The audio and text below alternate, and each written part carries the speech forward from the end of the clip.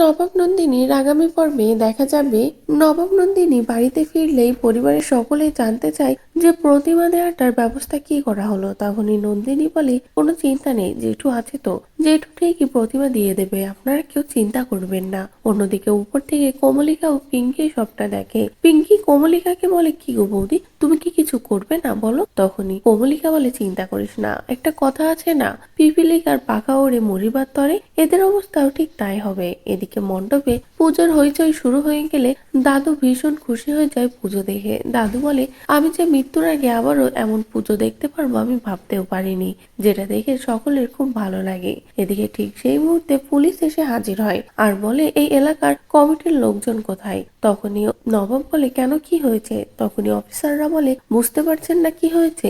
বেআইনি ভাবে পুজো করছেন, তারপর আবার জিজ্ঞাসা করছেন কি হয়েছে। যেটা শুনে সকলে ভয় পেয়ে যায়, কে কিভাবে পুজোটা বাঁচাবে ভেবেই পায় না। তো বন্ধুরা, পুজোটা কি ঠিকঠাক ভাবে করতে পারবে নন্দিনী, নাকি আবারও সবটা ভেস্তে যাবে? আপনাদের ঠিক কি মনে হচ্ছে তা অবশ্যই কমেন্ট করে জানিয়ে দিন। পরবর্তী আপডেট পেতে চ্যানেলটি সাবস্ক্রাইব করুন।